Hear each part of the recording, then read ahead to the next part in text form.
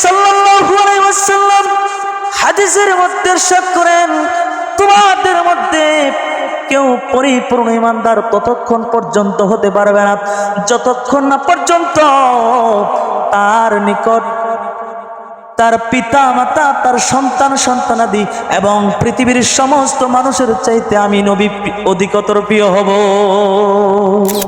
قل إن كان آباؤكم وأبناؤكم وإخوانكم وأزواجكم وعشيرتكم وأموال اقترفتموها وتجارة تخشون كسادها ومساكن ترضونها أحب إليكم من الله ورسوله وجهاد في سبيله فتربصوا حتى يأتي الله بأمره والله لا يهدي القوم الفاسقين।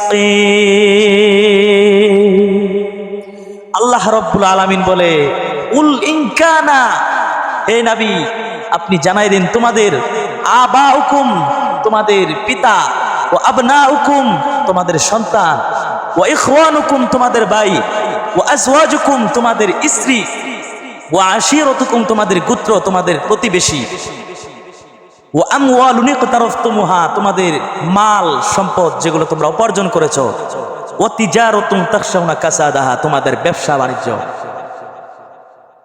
ও তিজারাতুন তাখশাউনা কাসাদাহা ওয়া মাসাকিনু তারদাউনাহা তোমাদের বাসস্থান যেখানে তোমরা থাকতে স্বাচ্ছন্দ্যবোধ মনে করো, আহাব্বা ইলাইকুম মিনাল্লাহি ওয়া রাসূলিহি ওয়া জিহাদিন ফি সাবিলি ফাতারাব্বাসু হাত্তা ইয়াতিল বিআমরি। এই আটটি জিনিস, এই আটটি জিনিসের চাইতে যদি আল্লাহ ও তার রাসূলের জিহাদের চাইতে যদি আটটি জিনিস অধিকতর প্রিয় হয় তোমাদের কাছে, তাহলে আল্লাহ তাআলা কি বলে, ফাতারাব্বাসু হাত্তা ইয়াতিয়াল্লাহু বিআমরি, বান্দা তুমি আমার নির্দেশগুলি আসার অপেক্ষা করো, আসা পর্যন্ত অপেক্ষা করো, আল্লাহ তাআলা গজব আসা পর্যন্ত অপেক্ষা করো। সব কিছুর চাইতে আমার রাসূলকে বেশি ভালোবাসতে হবে, আল্লাহকে বেশি ভালোবাসতে হবে এবং জিহাদকে বেশি ভালোবাসতে হবে। কথা বলেন ঠিক কিনা? হাদিসের মধ্যে নবী করিম সাল্লাল্লাহু আলাইহি ওয়াসাল্লাম ইরশাদ করেছেন, লা ইউমিনু আহাদুকুম হাত্তা আকুনা আহাব্বা ইলাইহি মিন ওয়ালিদিহি ওয়া ওয়ালাদিহি ওয়ান নাসি আজমাইন। নবীজি সাল্লাল্লাহু আলাইহি ওয়াসাল্লাম হাদিসের মধ্যে ইরশাদ করেন, তোমাদের মধ্যে কেউ পরিপূর্ণ ঈমানদার ততক্ষণ পর্যন্ত হতে পারবে না যতক্ষণ না পর্যন্ত তার নিকট তার পিতা মাতা, তার সন্তান সন্তানাদি এবং পৃথিবীর সমস্ত মানুষের চাইতে আমি নবী অধিকতর প্রিয় হব। সবচাইতে বেশি নবীজিকে বেশি ভালোবাসা রাখবে। কথা বলেন ঠিক কিনা? এই হাদিসের দ্বারা বোঝা যায় পরিপূর্ণ ঈমানদার হতে চাইলে নবীজিকে অবশ্যই বেশি ভালোবাসা লাগবে। এখন আমরা তো বিভিন্ন ফেসবুক চ্যাটিং এর মাধ্যমে বিভিন্ন জায়গায় বলে দেই যে আমার জীবনের চাইতেও তোমাকে বেশি ভালোবাসি। এমন কথা কখনো বলবেন না, এগুলো ঠিক নয়। এগুলো বললে ঈমানে ফাটল তৈরি হবে, ঈমান নষ্ট হয়ে যাবে। আমার ভাইয়েরা, আমার বন্ধুগণ, একদিন হযরতে ওমর রাদিয়াল্লাহু তাআলা আনহু নবীজিকে বলতেছি, ইয়া রাসূলুল্লাহ, আমার জীবনের পরে সবচেয়ে বেশি ভালোবাসি আপনাকে। নবীজি বলে, ওমর, এখনো তুমি পরিপূর্ণ ঈমানদার হতে পারো নাই। তোমার জীবনের চাইতে যখন তুমি আমি নবীকে বেশি ভালোবাসবা, তখন তুমি পরিপূর্ণ ঈমানদার হবে।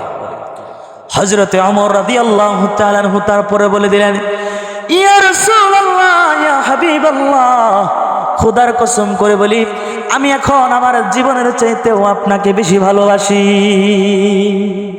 নবীজি বলে দিল, ওমর, তুমি এখন পরিপূর্ণ ঈমানদার। সুবহানাল্লাহ। এই জন্য সবচাইতে বেশি ভালোবাসতে হবে নবীজিকে। এটা হলো ঈমানের বিশেষ এক গুণ, বিশেষ এক পাওয়ার। সাহাবায়ে কেরাম ভালোবেসেছিল আমার নবীজিকে, তাদের ঈমান অনেক বেশি ছিল। কথা বলেন ঠিক কিনা? তাদের ঈমানের সাথে আমাদের ঈমানের কোনো তুলনা হয়? তাদের ইমান ছিল অনেক মজবুত, অনেক শক্তিশালী ইমান। আজ আমাদের ইমান তো 2 টাকার কাছেও বিক্রি হয়ে যায়, একটা চায়ের কাছে আমাদের ইমান বিক্রি হয়ে যায়। কথা বলেন ঠিক কিনা? ইমান একটা মজবুত বিষয়, যেটা সাহাবায়ে কেরামের ভিতরে ছিল। কথা বলেন ঠিক কিনা? আমার নবীজি সাহাবায়ে কেরামদেরকে যখন ডাক দিতেন তখনই হাজির হইতো, একটুও দেরি করতো না। এতটা ভালোবাসতো নবীজিকে, তাদের ইমানের এত পাওয়ার ছিল। আমার ভাইরা, আমার বন্ধুগণ, একজন সাহাবীর ইমান যদি এক পাল্লায় রাখা হয়, আর তামাম পৃথিবীর মানুষের ইমানের পাল্লা যদি এক জায়গায় রাখা হয়, তাহলে খোদার কসম করে বলি একজন সাহাবীর ইমানের পাল্লা অনেক ভারী হয়ে যাবে। এত ইমান তাদের ছিল, এত মজবুত ছিল, যাদের উপর সন্তুষ্ট হয়ে আল্লাহ রাব্বুল আলামিন কুরআনুল কারীমের ভিতর আয়াত নাজিল করে দিয়েছে, রাদিয়াল্লাহু আনহুম ওয়া রাদু আন। আল্লাহ তাআলা সাহাবায়ে কেরামের প্রতি সন্তুষ্ট। সুবহানাল্লাহ।